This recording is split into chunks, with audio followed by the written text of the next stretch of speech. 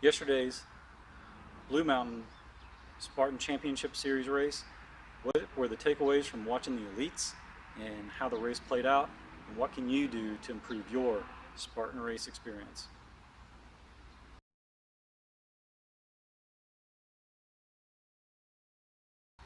Hey guys, Chris Love, the Normal Fat Guy here, the day after the Blue Mountain Super race, and I actually took the time and watched the recording of the live coverage that they had yesterday. David Magida was with Brakken and Kraker, and those two guys did a fantastic job of describing that race.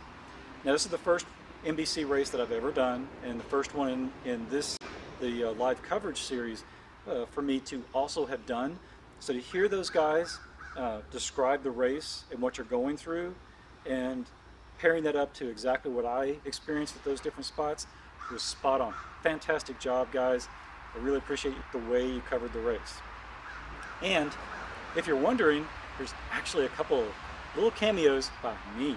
I'll point those out to you if we go through this. Okay, first off, I posted a couple of videos of the start of the men's and the women's elite run up the first hill. You can check those out here on the channel. And then I'm also posting a video of the men's elite coming into the spear throw, running up a hill into the spear throw.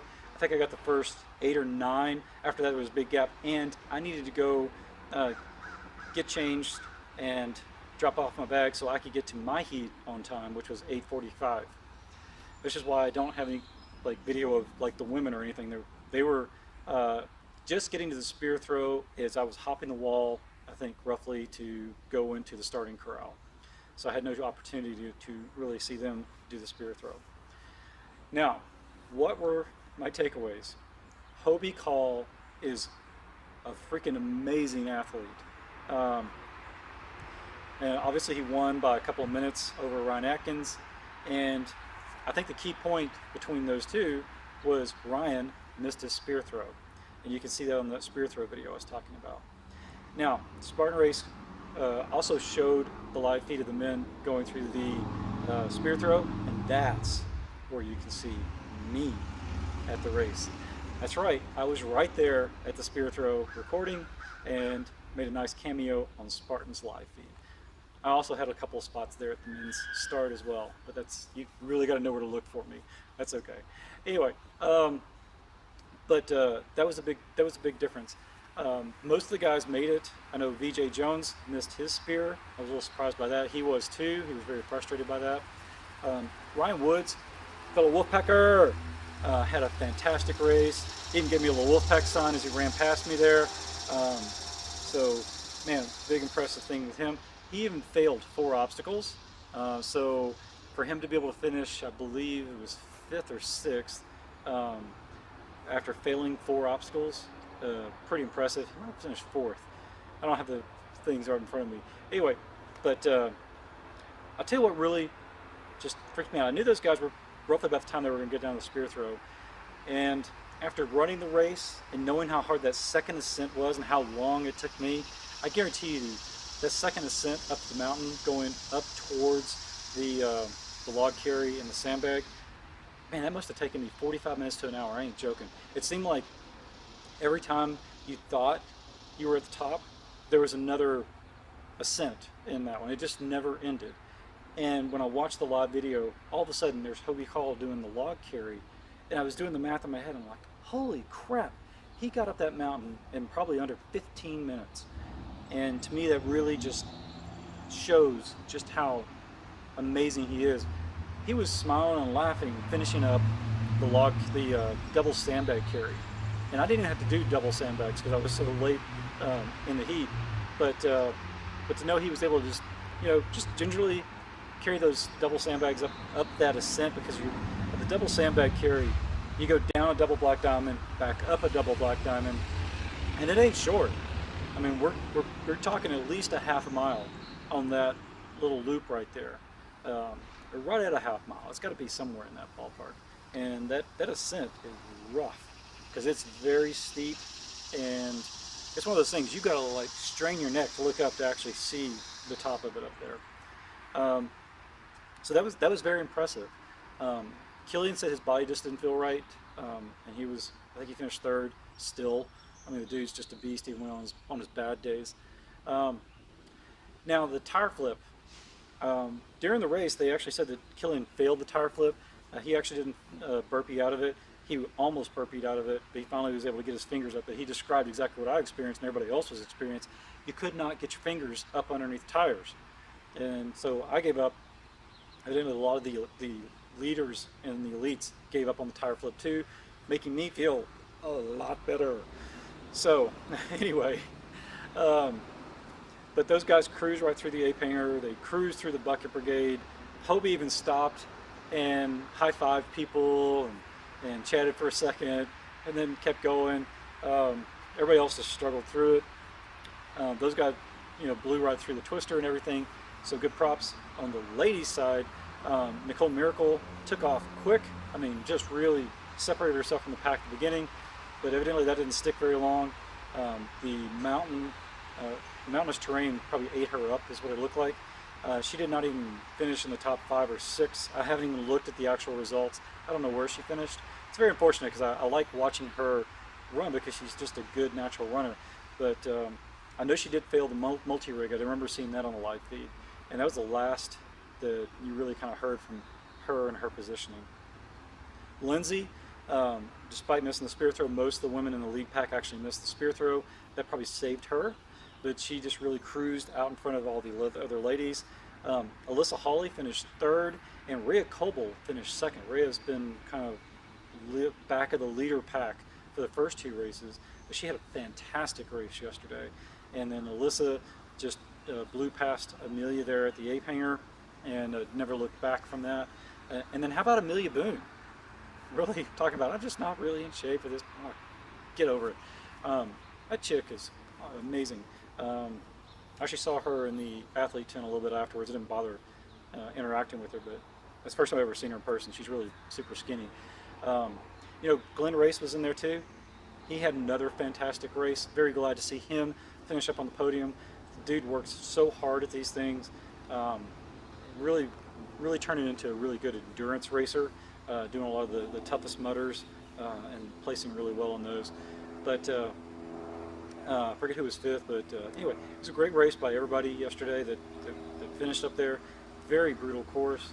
Got a lot of respect for those guys. Just made that multi-rig that I failed look so simple, that transition from the horizontal bar to the rings. I've got to get, like I said, I got to get a little better at that. But also the actual coverage of the race was fantastic. David and Brakken, I mean, really, one of the things that they also did that I was very appreciative of, unless you're actually out there on the course and you experience some of those grades, the ascents and the descent, the angles, and the actual terrain, it's really hard to understand that when you're watching it on the video. Those guys described it very, very well, and hopefully translate it to somebody who didn't run the race, just how difficult that course was. It's a lot more difficult than the cameras played out because you don't see the stuff in the woods and you don't see the slight gradients. It looks pretty flat, but actually it's a pretty good gradient. I'll give you an example. Going from the tire flip to the Z-wall, it looks like it's flat. And one of the things when I looked at the original map and even looked at the topology, and I was even up there last week, and I don't remember it being as steep as it was. It was like almost like they raised the altitude going into the Z-wall from last week, because I actually ran that stretch and didn't have a problem. But it was very steep. It actually is about a 10 to 12% grade at least, if not a little more. And it's a good, at least a quarter mile straightaway there from the tire flip up to the Z-wall. And yeah, I walked it like everybody around me was doing. Everybody was just zapped. Those guys, and that just shows you just what a difference it is to be at their caliber compared to me. Now, like I said, I did pretty good for the first 2 or 3 miles there, which is about where I train. I train somewhere in the 3 to 4 mile range when I'm actually running. I train usually about an hour at a time, and that's where I did good. After that is where I started fading out, so it makes perfectly good sense. I'm training for stadium races. That's my strength, which is why I have this shirt. So mad props to those guys. I really wish I understood mountain running a lot better. I know I'm not going to have the endurance those guys do, but for them to be able to finish in an hour and a half to under 2 hours, that's super impressive. Until you run a course like that, uh, to understand what it takes to do that is really hard to appreciate. And so hopefully you can appreciate it well. The live coverage was great. The race between those guys, I thought was pretty good. Even though there's a little bit of a gap in a race like that, you're not gonna have those really tight finishes right there at the end usually, just because there's the ascents and the descents really can separate people quite a bit. I'll give you a personal example. One of the girls I trained with at Urban Fit, we ran together, I don't know, for a mile or so there after the sandbag carry, and there was one point where she was probably about 5 seconds in front of me, and she went into the woods, and it went down and around, kind of wound around a little bit. If it was good 20 or 30 yards, you could see once you got to the gate of the woods, she entered 5 seconds ahead of me. By the time I got there, she was gone. I never saw her. I didn't see her again until we were actually rinsing off after the race. And that's the difference. She understands how to run those downhills and those mountains, and I don't. And she just blew through that, and I'm like, oh, I don't want to crack my skull. So to know that they can do that, amazing. I do encourage you to go back and watch the live feed video, because I think you can pick up some skills and techniques about running these races that may help you improve your experience at the Spartan races as well. And that's one of the great things I love about these live coverage. You can go through tutorials on different obstacles, and you can try individual obstacles kind of isolated mode. It's a lot different than when you're actually out there running and fatigue set in and mentally you're drained. But to watch these guys and see how they handle stuff, I think can go a long way to help you have a great race experience every single time you step out there, which will make you a better athlete, or just be fitter and be more confident in yourself in life. So go check out the live feed. If you like the video, definitely hit the like button, and do encourage you to subscribe to our channel, because we're going to be sharing lots of videos and resources, and I've got some great things planned in the coming month or so. So share with your friends. Thanks for watching. I appreciate it.